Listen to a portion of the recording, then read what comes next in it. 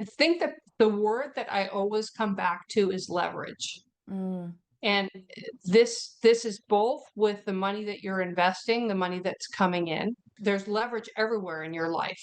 So you could put less down on your house to have more to invest in equities. You could spend a little bit less on clothing and various other things to have more money to invest. The same thing happens with time leverage, though. mm. In your career, are you in the right position in your career? If you can, try to minimize your practicing of non-promotable skills. Welcome to Future Fit Leadership, a podcast for emerging, experienced, and executive leaders to build community, grow capability, and future focus their career pathways. There has been a global shift in how we lead, and our conversations with leaders and executives explores the skills, strategies, and mindsets that is needed to thrive in this ever-evolving landscape of the future. So whether you are a seasoned executive, an aspiring leader, or simply curious about the future of leadership, we are here to give you practical insights to unlock your potential, change the status quo, and break open our assumptions on how work works. Produced in partnership with Future Leadership, a capability ecosystem for boards and executives, Future Fit Leadership is your place for bite-sized learning for executives hungry to make a change. Hello and welcome to Future Fit Leadership. I hope wherever you are listening to this conversation, you are well. My conversation today is one of those rare ones that makes you think about how you've been taught to see success, money, ambition, and even your own career. My guest is Emmy Sobieski, and she has run the #1 fund in the world. She has worked with billionaires, built and managed enormous portfolios, and spent decades inside some of the most intense, high-pressure environments you can imagine.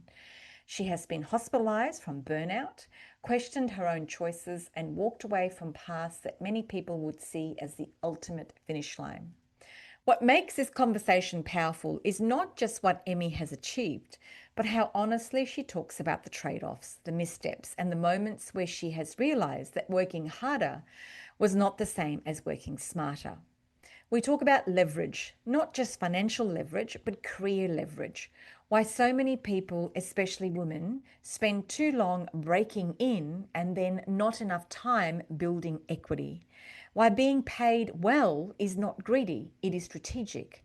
And why health, energy, and clarity are not nice to haves if you want to lead well for the long term. This is a conversation about agency, about designing your career deliberately instead of drifting into the next role because it feels safe, and about redefining success in a way that actually sustains you. It is thoughtful, challenging, and incredibly practical. Please enjoy my conversation with Emmy. Well, hello, Emmy. Welcome to Future Fit Leadership. How are you? All the way from Michigan. Well, morning for me, but evening for you. Thank you so much for having me. I'm doing great. I'm excited to be here. Now, when I was doing my research on you, your website is full of amazing content, but you are a mega wealth coach, which I find really interesting. You've worked with a number of billionaires, underprivileged students who've then grown to, grow their net worth into millions. You've had several friends who've hit the 100 million wealth before the age of 50. And, I could list so many things that you've done in terms of your success in building wealth for yourself, but building wealth for others.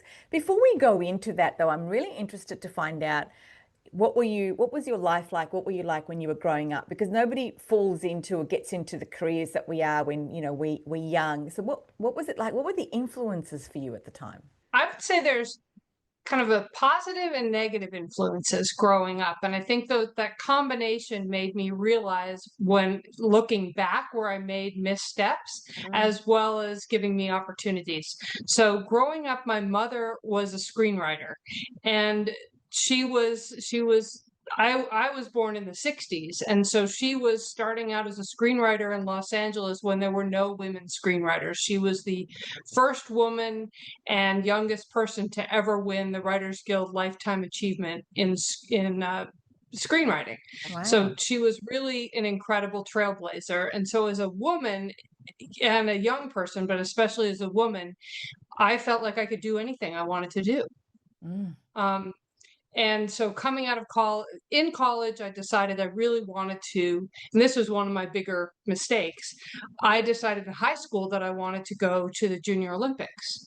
And my parents had a lot of connections at Stanford University, and they thought that would be a great route for me. And so, of course, as a college and as a high school student, I was like, "There's one place I'm not going at all, and that is Stanford." That was a really big mistake because there's so much leverage, which we'll talk about later, that I could have gotten from taking Mm. that step.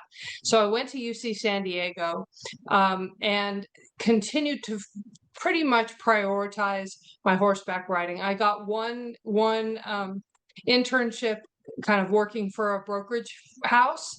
And quickly I was like, well, I get $7.50 an hour there, and I get $35 an hour teaching horse riding lessons. Mm. So I quit at the brokerage house, and everything was very much just thinking about what I'm making right now. And this is what I see a lot of people do in their careers, is they're just looking, what is the next step? Is somebody going to pay me 10% more? That kind of thing.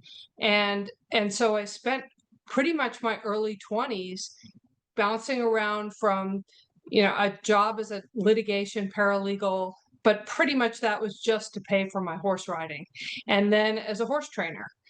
And when I was in my mid 20s, my own coach said to me, and he had kind of taken over as a life guide, he said, in your mid 20s, and this is true for anyone listening, you have a set of opportunities that will not be there for you in your mid 30s.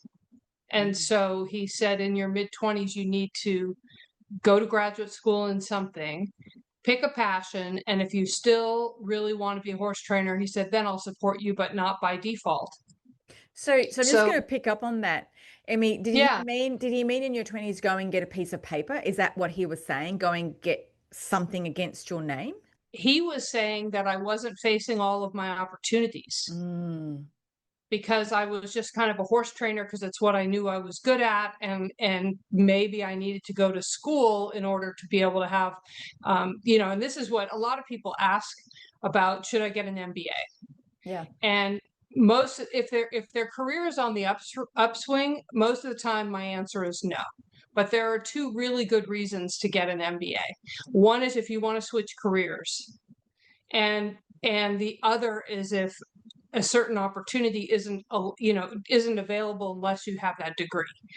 Those are the only two times that I would say. Otherwise, I would say keep compounding your career and compounding where you're at, and don't get off, don't, if you're on the path that you want to be on, don't get off that path for an MBA. And so that was really critical. And when I was at school, I started investing.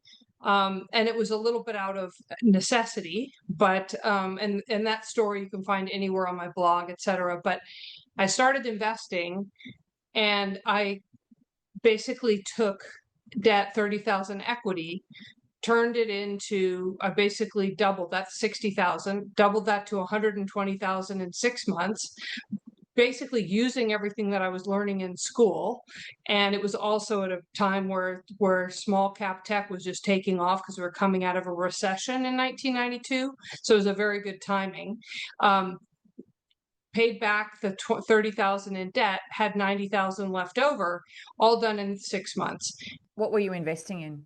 Just I shares? was investing, yeah. So I was investing in small cap software stocks.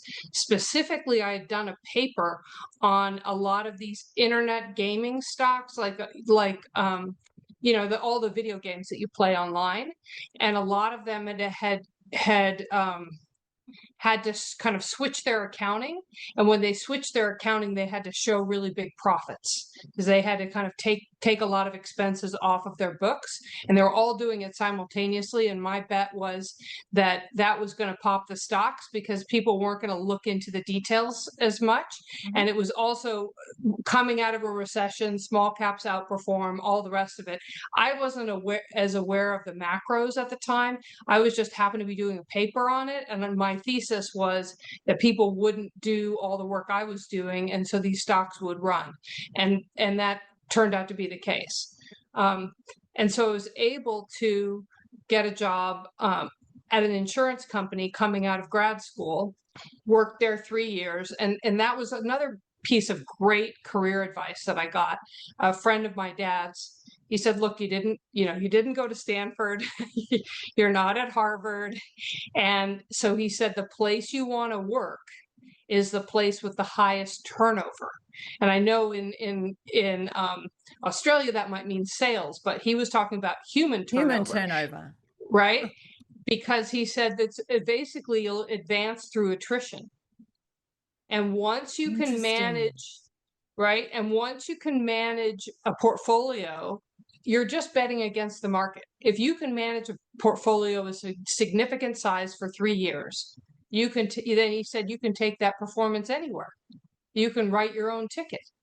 And he was absolutely, nobody cares where you are. So I was at Farmers Insurance Investments. Within months of being there, I was given a portfolio. And so I then the clock starts then, instead of working there for 5 years until you're given that opportunity. So that was really a fantastic opportunity. And then from there, I was hired by Nicholas Applegate, and there I ran the #1 fund in the world. And again, it was very fast. I was there 3 months until she launched, the chief investment officer launched a technology fund with me leading the fund. And then that was just, that was also fantastic timing. If this had all happened 5 years later, I would have been trying for these opportunities when we were in the biggest technology bear market of the decade. So I was also very, very fortunate to that. So that's a little bit about my background. I say it to encourage people that you don't have to have it all figured out in your 20s. And it's not like everybody that has made it, or someone like me that ran the #1 fund in the world in 1999, that I had it all figured out, or that I went to Stanford. I went to UC San Diego, I went to USC. They're still good schools, but they're not Stanford, Harvard. I didn't have the whole thing figured out. I got very lucky on my timing, and I got very lucky with some great advice. I think I agree. There's always luck involved, but then you have to take the risk and opportunities, right? Because at the end of the day, sometimes the risk paralyzes us, or we get so focused on it that we kind of go, your original 30,000 and then the 30,000 loan that you took that you then doubled in 6 months, that would have required risk investment to get the opportunities. And I think sometimes we get so paralyzed by it, we make no decision then. So, yes, there may have been luck, but I suspect there was a lot of risk involved in what you were doing as well. Absolutely. And it's often why we see, I think some of the most impressive people are the people that are still taking risk and still willing to take risk, even though they've been through downturns.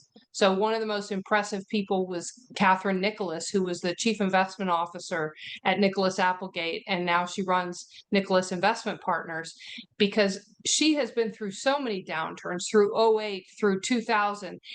And when she sees a great opportunity, a great investment, she is as aggressive as you've ever seen.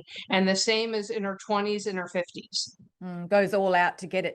Then how did you go from running the #1 fund in the world in 1999? Very impressive. I have to ask though, were you the only woman on the floor at the time? Like, I'm thinking back to 1999, like what was happening in the world. Were you the only woman on the floor? So that's it's a funny question, because we really feel like we've made a lot of progress since then, right? I mean, 95 when I started was, now 30 years ago. Yeah.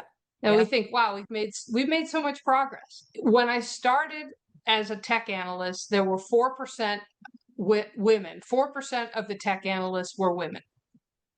When we got into the internet era, because, and this is going to sound sexist, and that is on purpose, because a lot of the internet stocks were fashion stocks, were shopping stocks, were consumer type stocks, then the overall technology analysts, because those were included in technology, went to 8% women. And after the tech bust, to this day, we're back at 4% women. So 30 years we're at the same spot. We've made no movement whatsoever. Same spot. We had a little blip when all those consumer stocks were called technology stocks, but otherwise we had a little blip. And for me, it was an opportunity. You're different. So people are going to, Yeah. management are going to pay attention to you, and you have to work to create the right type of attention, the right type of relationship. The type of relationship that I tried to cultivate was one of friendship, girl next door, that these various management teams hopefully would feel comfortable to talk to me. They would also feel like I was asking good questions and treat me with respect. And it worked out really well. It worked out really well. And quite often they would trust me, not sharing information illegally, but trust me a little bit more with, I think that's not maybe a male-female thing as much as the types of questions I would ask would be much more around their business and their decision-making process, instead of, and a man or a woman can do this, instead of just like trying to get what's the next number for the next quarter, what could I put in my spreadsheet for gross margin, that kind of thing that they have to do all day long. I think that a lot of management teams get excited to talk about their baby, their business, and the way that they do things, the way that they make decisions. And that actually helped me be a better analyst, because I could then predict their next decision if I really started to understand them as a person. Then how did you move from that role into the coaching role that you have done with, people who've gone on to build significant wealth? Yeah, that's a great question. And it goes back to a lot of the regrets that I had in my career. And it probably sounds crazy to you, right? I ran the #1 fund in the world. And I was in this industry 25-ish years. And yet I have regrets. And there was a moment after running the #1 fund in the world, then I got to go work at really a top hedge fund, very exclusive, called Palantir Capital. And I worked for the man that I think is one of the smartest investors on all of Wall Street, and was there 3 years. So if you combine those two kind of career milestones, I could have walked right out of there, launched my own hedge fund. I could have walked, and when he shut down in March of 2003, and all technology stocks were trading for, pretty much all of them were trading for less than the cash on their balance sheet. So I could have gone to Silicon Valley and joined Google was private at the time, but Amazon, I mean, all of these different companies were at base bargain prices.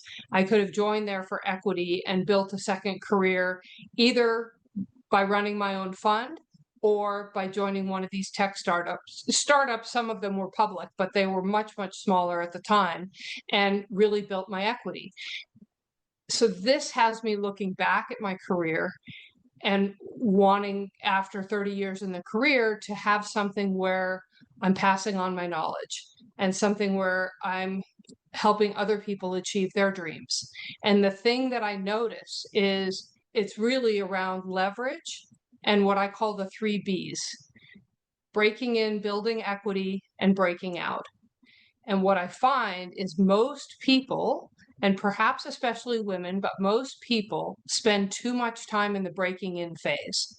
And I tricked myself by saying, oh, I get so, I really like talking to management. I really like analyzing companies. So I don't want to be a portfolio manager and have to raise money and have to be in sales. I want to stay in this. But what it did was, I could have kept analyzing companies as a portfolio manager.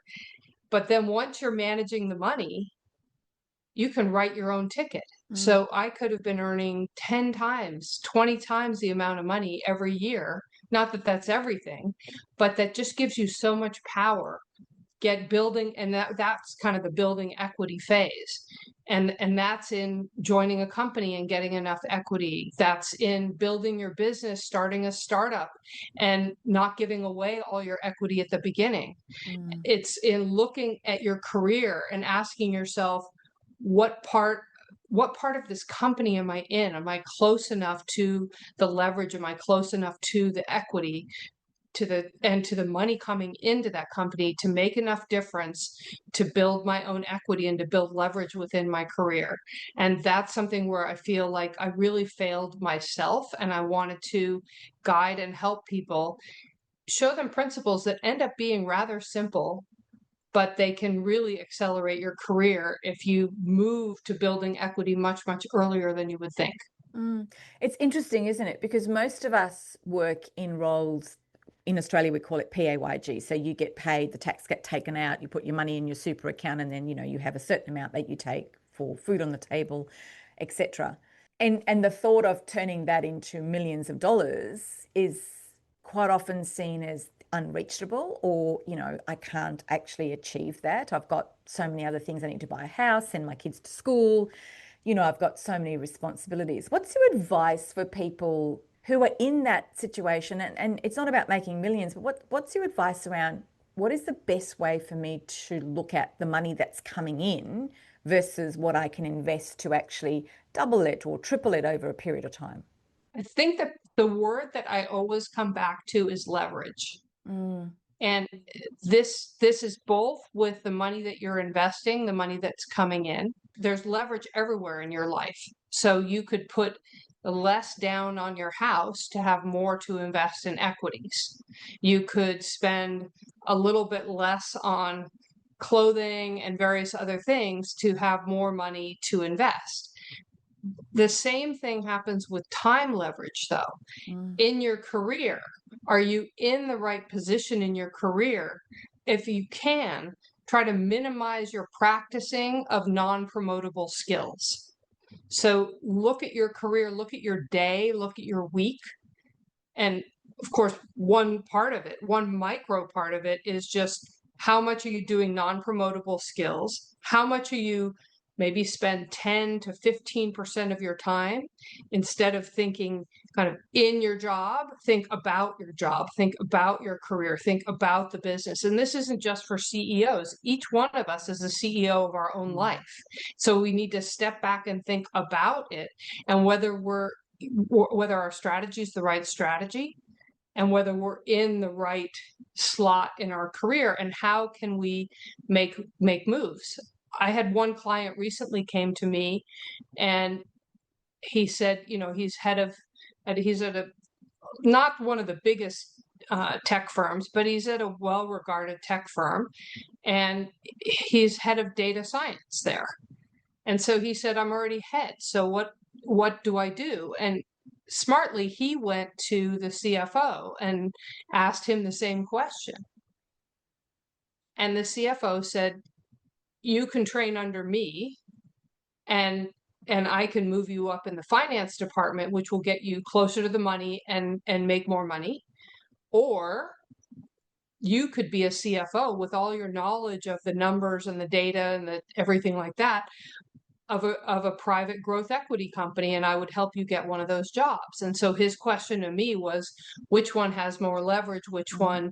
And so that's the kind of thing that all of us can be doing in our day-to-day lives, is putting aside more money to build equity, like I was talking about in the stock market, but also thinking about how we can reposition our careers such that we're building more equity and we're closer to the money.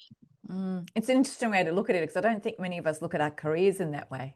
Yes, it's funny because as I've been reaching out to people on LinkedIn or working with coaching clients, quite a few people think I'm a recruiter, because there's so few people that think about their career this way, that they don't think about it's the single biggest investment we make. Yeah. It's all of our time, and we're never getting it back. Yeah. Yeah. We spend more time at work than we do anywhere else.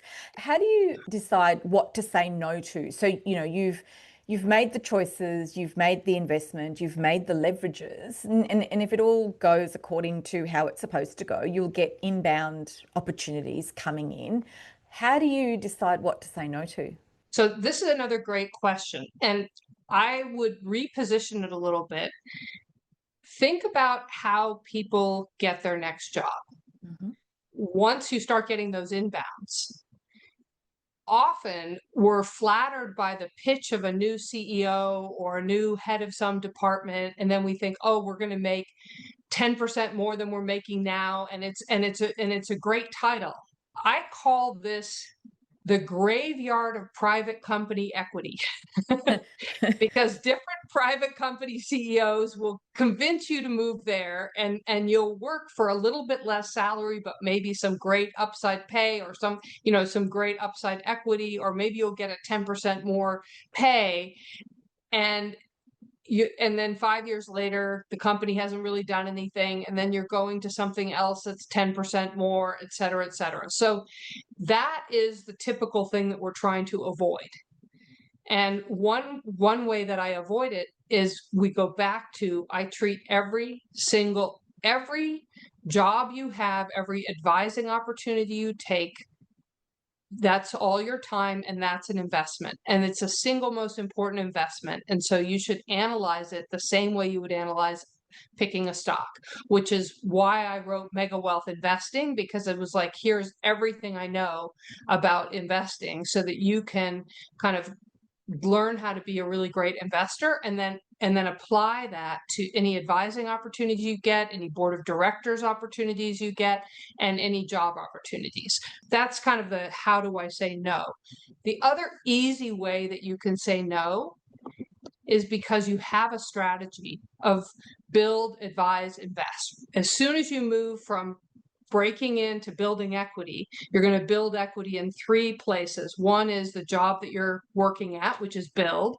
You're going to then build equity by getting paid equity to advise other companies. And then you're going to invest in companies either in public markets or private markets.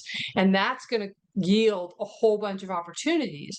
But at the same time, if you've created a strategy for yourself, for your career, the same way you would have a business plan for a business. Your career is a business. And I don't mean to sound like everything is about money, but why not get paid the most you can for the time you're putting in? Yeah. So once you have that strategy, it becomes very obvious, is this next opportunity in line with my strategy? And so my clients that have worked with me, when we build these career plans, it's like obvious to them. And they're more thinking, well, how much longer do I stay at this company until I move to the next? But they know what the plan is. They know what they're looking for. And so they're actually networking into those next opportunities and not really worrying about the inbounds. And then some of the inbounds can be interesting and they'll think about it, but it's very, very easy because you already know where you're going. Now, you mentioned the book that you've written, but you've written 3 books, and the Mega Wealth series, or they're a trilogy. Take us through, top level, what those 3 are about.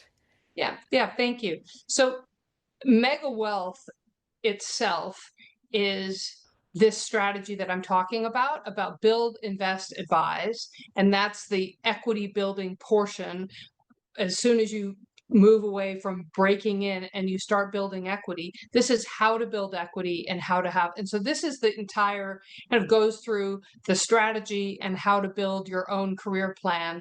And then you can go on my website and there's actually a career plan that you can download. You can fill out the questionnaire and build your own career plan. So the whole thing is available to anyone that wants it, effectively for under $10 for the book if you buy it digitally. A lot of people, after I wrote that book, were asking, well, what's it like? I mean, would I do better in VC or private equity? Would I do better? I talk about the careers in Mega Wealth, but the question is, what are each of those like, and what if I don't like them? And so I wrote Mega Wealth Careers just to talk about these high leverage careers and, where are they? And when you look at them in terms of founders and investors, represents 80% of the wealth creation.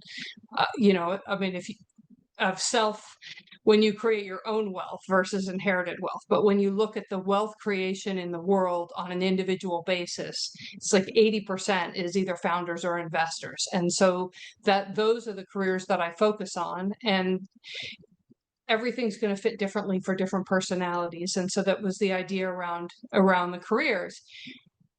And as I was working with clients, they would ask the same questions as you. Well, how do I know what's a good, good opportunity? Should I really take this opportunity? And I would say, well, just treat it like an investment. And they look at me like, and I What? thought, my clients do not have 30 years of being an investor and knowing picking stocks. And, there's a real learning curve of that, right? You listen to a management team, you think the pitch is good, you're excited, and then it blows up in your face and you're like, okay, what did I miss? And then you write that down and you learn, right? So there's a whole learning process that I went through.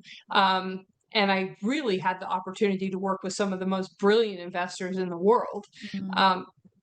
So that was mega wealth investing. And it was and in the beginning, I write, who needs another investing book? There's so many, right? I could just refer you to one. But the idea of this book was kind of in thirds in terms of, at the beginning, how do you build your own personal philosophy of investing? Then the middle third is the nuts and bolts of investing and the kind of things that you're going to see out there. And just for instance, why would a company's stock go down when they beat numbers? And if you read this book, you will never wonder that again. You will understand why they beat numbers and yet the stock went down.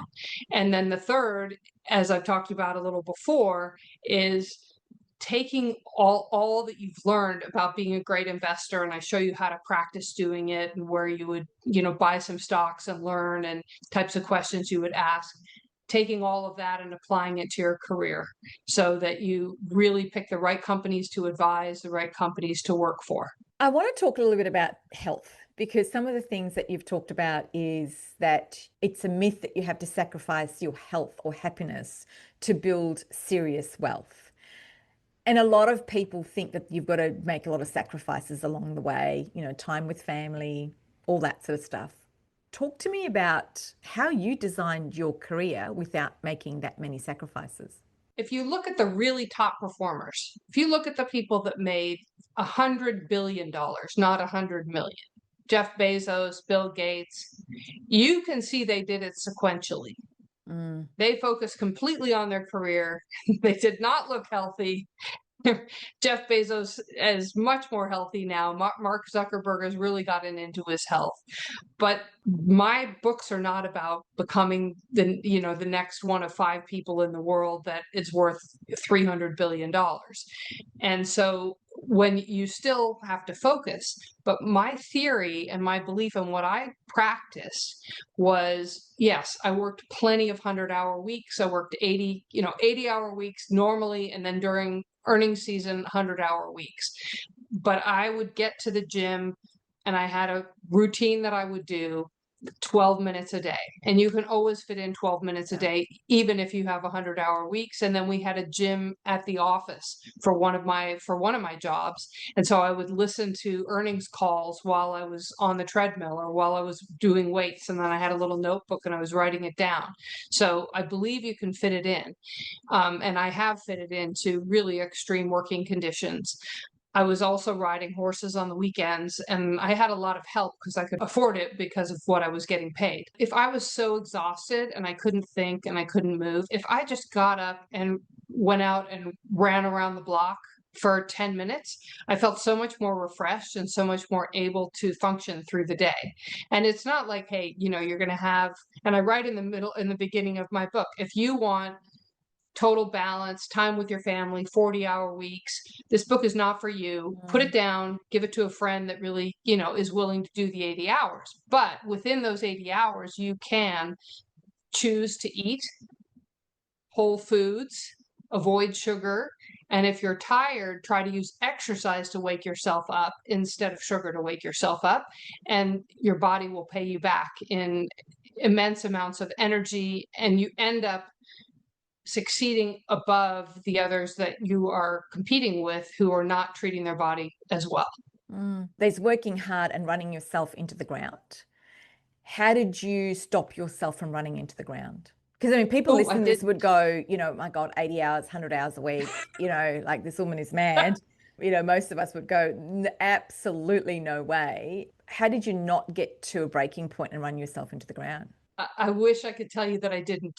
So I was at that job. That was the hedge fund job. And I still remember one night, it was so motivating. It was so incredible. I remember one night, um, I was listening to this one earnings call. I had gone through maybe 15 or 18 earnings calls, and I went through them like high speed. So it was 2:30 in the morning when I finally got to this call. It was kind of a tertiary, we didn't own it yet. And the CFO said something that he basically just dug his own grave. And I was like, this is the most awesome short. I was so excited. I went out of my office, and there was three other people that were still there at 2:30 in the morning. We were all working. And so one of the other analysts, she was hospitalized with a collapsed lung. I was hospitalized 3 times in the final year, and it was mostly because you stop being able to function, you stop being able to make good decisions. So and you also feel like you're missing out on life. And so I was like, I have to do something normal. I'm going to carve a pumpkin for Halloween. And my hand slipped down the serrated knife, and I cut almost all the way through my little finger. And so I had to go to the hospital for that. I had another thing where I just ate some bad chicken, but because I was so run down, I ended up so dehydrated from throwing up that I ended up in the hospital on fluids. And to really give you a sense of how, of how dedicated and excited I was to work for the best investor. I mean, this guy was brilliant. So I'm sitting there on fluids. I'm on fluids all night long. I think I got into the hospital at 1 in the morning, right? By the time, because I'd flown across the country, and I arrived home at like 9 p.m. and then I just kept getting worse and worse. So I ended up at the hospital at like 1 a.m. I'm on fluids all night. They just keep more and more fluids. I must have been so dehydrated. Like I started to lose my vision. I was so dehydrated. That's when I took myself to the hospital, and I'm trying to get released. And I'm sitting there like, you've got to release me. I've got to get back to work. And so they finally take they say, okay, it looks like you're hydrated enough. They take the fluid pack off. I tape myself up and I grab a cab and I go to the office, and I didn't miss my first meeting. I had a management team coming in, and I think that goes back to, but even during that time, I was eating whole foods, and I was getting 10, 15 minutes of exercise a day. And I feel like if you keep moving every day, your body knows to move every day. And I saw other people in this situation. There were a lot of, especially during the internet times, there were people just working huge hours. And one of my friends didn't do this. He didn't exercise, and he used sugar and caffeine to stay awake. And we were working, he probably didn't work as many hours as I did. And we were hanging out one time. We were walking up a very small, it was not a big hill. It was a small hill in a residential development, and he had to rest halfway up that small hill. So, I mean, I wish I could tell you we didn't get run down. It was all, for me, it was all in the final, it was 3.5 years I was there, and it was the last 9 months that my body finally started to really fall apart. And as soon as he shut down the hedge fund, I slept for 3 months, 20 hours a day for 3 months. And one day I woke up and I was ready to go back to life. Two questions on this. Do you think you're addicted to the adrenaline rush that you were getting in that environment? You're running the number one hedge fund, working for this person who you clearly admired so much, and he was very good at his job. Do you think you got yourself into a state where it became an addiction to feel that rush all the time? That the cortisol, the adrenaline? There are two very different jobs. So when I was running the number one fund in the world, to me, that was about doing my very best. And my boss had said to me, she said, I think you're the smartest tech analyst in the world, and I want you to have the number one fund. And I said, well, then I can't have too many restrictions. And so she said, okay, fine. You have as much turnover as you want. Like, we'll tell the clients this is not a low turnover fund. So she took a lot of restrictions off of me, because I said, if you want me to be number one, I need to not have so many kind of institutional restrictions. And so she took a lot of those off of me. And that was a combination of really wanting to do my best and not really prove that I was number one, but do what I told her I was going to do, what I told her I was going to do. And then every day have the best portfolio possible moving forward. And I had no turnover restrictions. I could sell something and, have something else great in it the next day. Often that's not good to do it every day, but I did turn over 85% of the portfolio every 3 months. So to me, that was just a love for what I was doing more than an addiction. And also I was on this upward trajectory of my career. And so I was really trying to do my very best so that I could get the next job, the next thing. The hedge fund, that was the thing. That was your next best thing. That was the goal. That was the end goal, right? And so that was a whole different set of problems that I talk a lot about in my book. Is you've got to have moonshots. You've got to have goals that are much bigger than you think, because once you reach that goal, then what do you do? Right? Then you're kind of lost. You don't have that same drive. And I was lucky. So my drive at that job came from working with someone that, when he shut down the fund, were you devastated? I was devastated. Yeah. And it wasn't so much an adrenaline thing. One of my friends, the friend that actually introduced me to him, and effectively I got the job, but she made the intro. She said, once you work for Glenn, you'll never want to work for anyone else. And, there were times I would get stuck in a snowstorm for just a personal trip I was taking. And he was like, that was ridiculous. Next time you call me and I'll send the jet. Like, he was so kind. He cared about us so much. So when he shut down the fund, I wrote him this email and I said, you're my North Star. You're the reason I get up every morning to find out information for you before anyone else. He absolutely believed in me. I've written some blogs about this where he told me, and again, this just is really helpful to me as an employee. He said to me, I hired you because of what you've done in semiconductors. I want you to call the semiconductor cycle. And so I didn't worry about anything else. I mean, I had more stocks to cover, but I knew that was my singular focus. And so in the middle of June 2000, I looked for kind of 5 factors that would tell me the top and the bottom of the semi cycle. And I'd called nearly all of them since 1995, which was, very rare. And, usually 2, 3 hit at once, and that's enough to tell you that's the top or the bottom.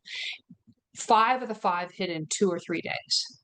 And so I got on the phone and I said, I know you like to keep the high quality names, but just be comfortable that those are going to go down 80%.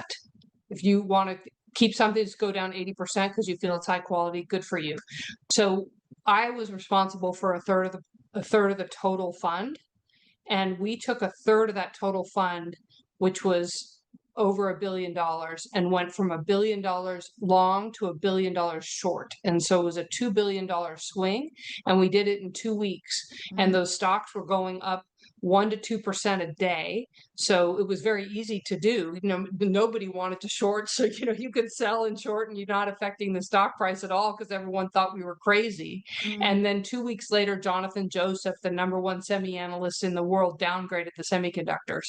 And so I ended up, making the fund a lot of money and making my boss, more than 100 million, and, personally off of that one trade. And I'd been there since November I'd been there 7 months. And here I am. The other 2 analysts called me, sent me notes and stuff like, you're betting the whole firm. You're going to ruin the firm. This whole firm is going to go under because of you. And I literally got on that one call and said, here are my metrics. Here's what I think we should do. The head trader said, that was crazy. And he just did it. He trusted me 100%. And there was just nothing like working for a boss like that. I wouldn't even say it was addiction. It's just, it's you were so passionate about what you were doing. Loyalty. And loyalty. Yeah, it's so interesting. I learned so much, but at the same time, like, I'm learning a lot, but he valued me and he would trade off of what I, if what I said made sense to him, He trusted he you. was not afraid to bet the entire firm on me. Amazing. So then you slept for 3 months, 20 hours at a time. You came out on the other side, and so you then started your coaching business. I worked for a couple of smaller firms and then started my coaching business. Yeah, but I did manage money for a couple more years, and I worked for for a couple more. I worked at Oppenheimer Funds, which isn't a small firm. It got bought by Invesco, but it was 30 hours a week instead of 90. 100. Yeah. So it was a totally different gig. I kind of went back to long only, and I took my friend's advice. She said, once you work for Glenn, you just can't work for anyone else. Yeah. And so I just had jobs that were interesting, or working for an old boss I used to work for, but nothing as intense as what I've gone through. And so who are you coaching? Like, who do you coach? Do you coach CEOs, investors? What is your business? Who does your business coach? Yeah, so I typically coach people in their kind of mid 30s to mid 40s who are thinking maybe they spent a bit too much time in that breaking in phase, and they really want to reorganize their career and career strategy and build equity. And so you can build equity in your 60s if you want to, but I'd never want to say it's too late, but that's not really the type of client that gets the most benefit from my coaching.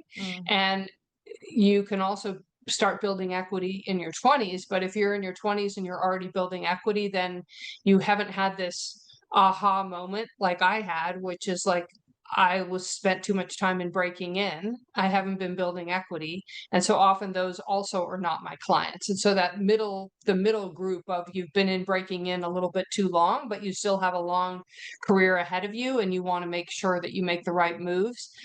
Then, I can see someone making 100 times on what they invest in what they spend with my coaching, because of the moves and the amount, the ability to compound off of the moves they make.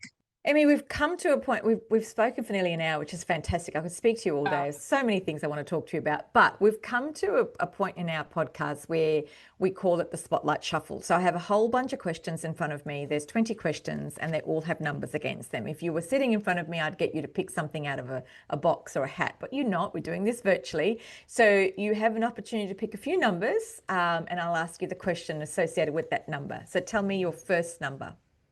13. Number 13. Okay. What's one book, film, or podcast that shaped how you think about leadership? It's not coming quickly to my mind. It's not something that's coming quickly to my mind. We can go to another number. That's funny. Yep. Yeah, let's go with another number, because it's not coming quickly and I don't want to just give you some random answer. Yeah. That's all right. What other number do you want? How about 7? Number 7. What's the hardest part of leadership no one talks about enough? I think great leaders are very empathetic. They're servant leaders, but it's very lonely. And you have to make some deliberate decisions to have a tribe around you that can support you. Yes. Without having conflicts of interest, without having issues. There's a lot of the people that you would think that work with you may not be ideal for that, just because of the work situation. Another number? 18. What's a business decision you've made that felt risky at the time but paid off?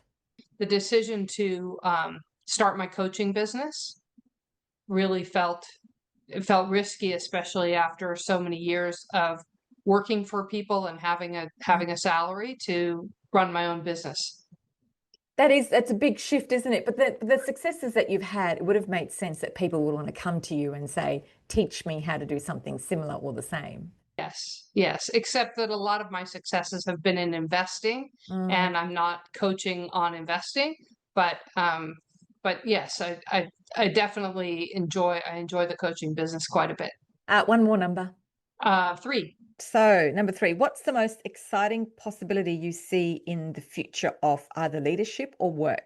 AI is very overhyped, but I also see an incredible opportunity for us to get more creative and less repetitive by letting AI take a lot of those more repetitive areas of work and allow us to be even more creative. And I'm really excited about this idea that you could have an autonomous AI agent, and with that and the combination of cryptocurrency and blockchain, that agent could have its own money and build even its own business for you. And I think that's really exciting. Emmy, thank you for joining us on Future Fit Leadership. Congratulations on an amazing career and all the successes that you've had. And thank you for sharing it with us. Thank you so much for having me. I really enjoyed it. If you like what you've heard, please share, rate and review this podcast. And don't forget to share it with anyone who might benefit from hearing it. The producer of Future Fit Leadership is Maritza Barone from Guide Your Light Network. If you would like to reach out to me, please DM me on any of my social media platforms. I'm available for speaking at conferences or consulting to your business. Future Fit is created in partnership with Future Leadership, a capability ecosystem for boards and executives. If you'd like to join the community and receive a free takeaway each week, sign up to the Future Exchange app in my show notes. Thank you for having me in your space.